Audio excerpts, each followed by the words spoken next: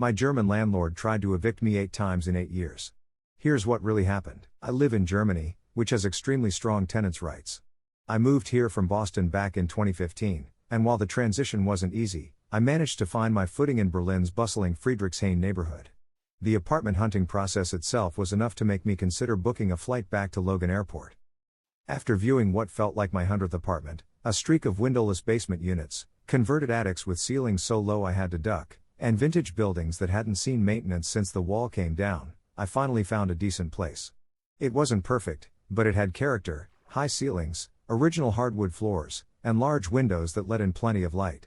The building was owned by Deutsche Wohnen, one of the largest property companies in Berlin.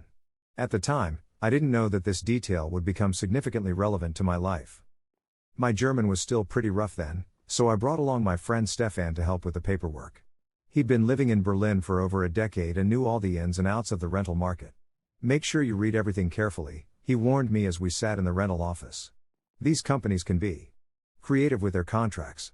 The rental agent, Frau Weber, seemed pleasant enough, though she spoke with the rapid-fire efficiency that I'd come to associate with German bureaucracy. The monthly rent was €750, not cheap by Berlin standards, but reasonable for the size and location. I signed the contract, got my keys, and spent the next few weeks settling in, gradually filling the space with furniture from various flea markets and the occasional IKEA run. My neighbor, an elderly woman named Frau Schmidt, brought me a houseplant as a welcome gift.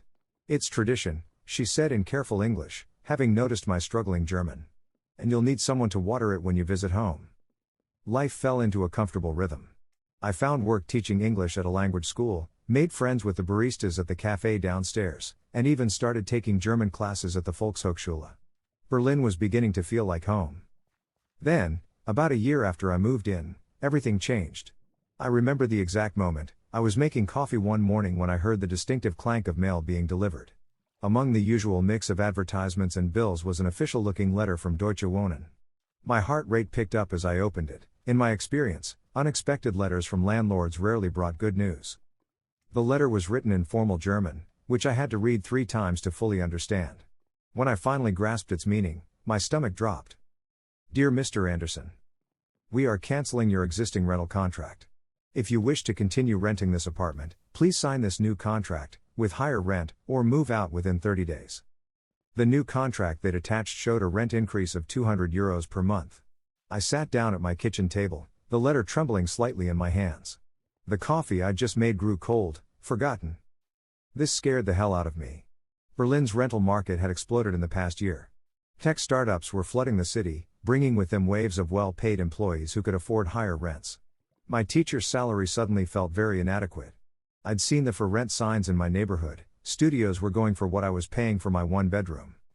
I spent the next few days in a fog of anxiety, mechanically teaching my classes while my mind raced through scenarios. Moving to a different neighborhood might work, but the affordable areas were getting harder to find. Moving to a different city wasn't really an option. My work permit was tied to my job in Berlin. The thought of having to pack up and return to the States after finally building a life here made me feel physically ill. I mentioned my situation to Stefan over beers at our regular Kneipe. He nearly spat out his Pilsner. They can't do that, he said firmly. This isn't America. Tenants have rights here. He told me about something called a Mieterverein, a tenants' rights association. Go to them tomorrow, he insisted. They'll know what to do. The next morning, I looked up the nearest Mieterverein office. It was in an old building in Kreuzberg, the kind with an elegant but slightly worn facade that seemed to characterize so much of Berlin.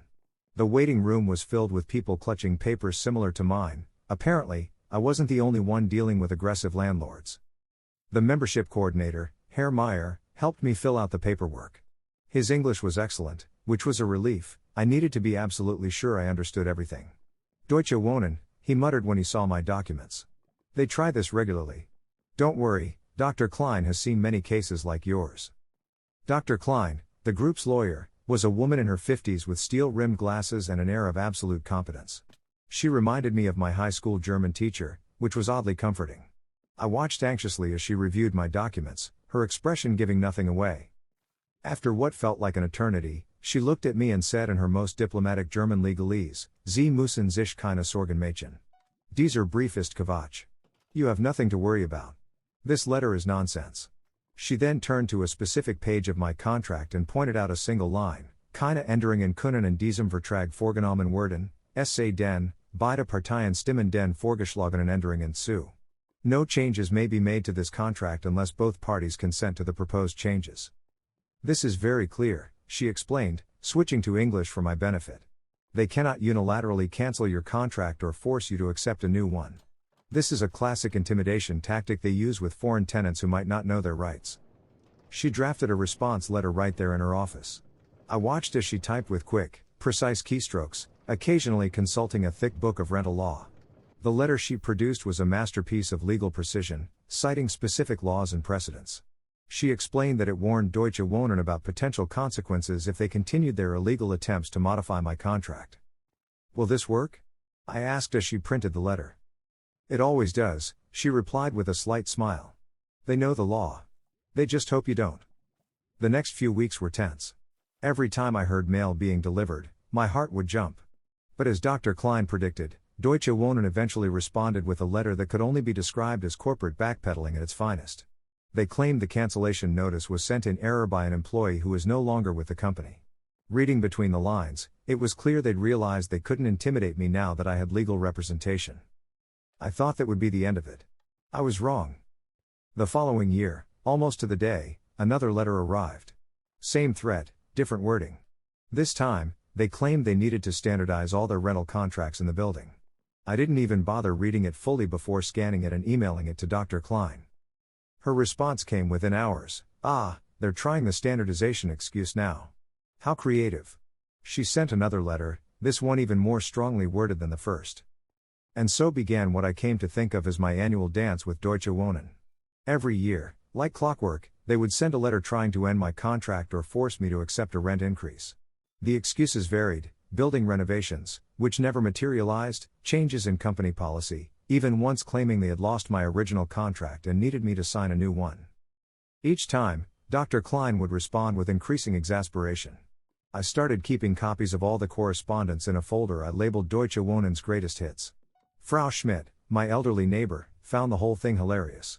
They tried the same with me when my husband passed, she told me over coffee one day. I've lived here since 1982. They learned quickly that old women can be very stubborn. By the 5th year, it had become almost comical. The letters from Deutsche Wohnen grew increasingly creative in their reasoning. One memorable attempt claimed they needed to terminate all contracts due to a planned merger with another company, a merger that never happened. Another time, they suggested that my apartment needed to be completely renovated due to structural concerns, though no other tenants received similar notices. Dr. Klein's responses evolved as well. While maintaining absolute professionalism, she began to insert subtle jabs at their repeated attempts. One of my favorites was when she wrote, "We note with interest that this is the 6th time Deutsche Wohnen has discovered an urgent need to terminate my client's contract. Perhaps the company should invest in a better filing system." The 7th attempt coincided with the start of the COVID-19 pandemic. They actually tried to argue that they needed to reduce the number of tenants in the building for health and safety reasons. Dr. Klein's response to that one was particularly scathing, pointing out that attempting to evict tenants during a global health crisis was not only illegal but morally reprehensible. The 8th attempt came just as Berlin was implementing its controversial Mietendeckel, rent cap, law. Deutsche Wohnen must have been feeling particularly desperate because this letter dropped all pretense of legitimacy and simply stated that they were exercising their right as property owners to terminate my contract. Dr. Klein actually laughed when she read this one. That's when she decided enough was enough. Her final letter to Deutsche Wohnen was a masterpiece of legal writing. She detailed every attempt they'd made over the years, complete with dates and reference numbers. She explained how each attempt violated specific tenant protection laws. She calculated the potential fines they could face if reported to the housing authorities. And finally, she made it clear that any further attempts would result in formal complaints to both the housing authority and the tenant protection office. This should get their attention, she told me when she sent me a copy. They don't like it when there's an official paper trail of their attempts to circumvent tenant protection laws. She was right. The letters stopped. Months went by without any communication from Deutsche Wohnen, which was unprecedented. Even Frau Schmidt noticed the change. "Too quiet," she said suspiciously one day as we passed in the hallway. "They're probably plotting something new." But they weren't.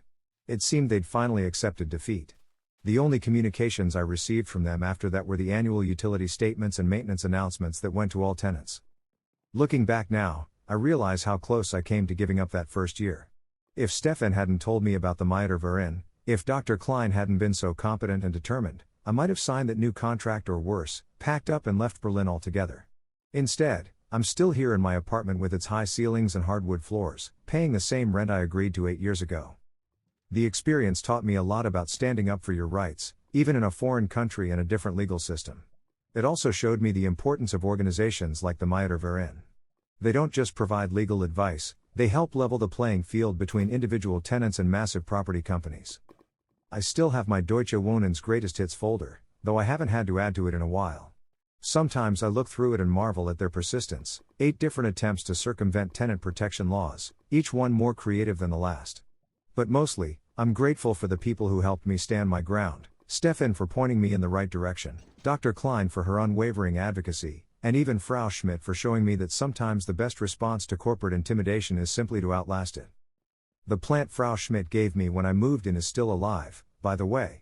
It's grown quite large over the years, much like my understanding of tenant rights in Germany. Both needed proper care and attention to thrive, but the results were worth the effort. These days, when I hear stories about rising rents and tenant displacement in Berlin, I make sure to tell people about the Mieter Verein. Get help, I tell them. Know your rights. Because sometimes the most important victory isn't just keeping your home, it's showing large corporations that they can't simply ignore the law and intimidate people into submission.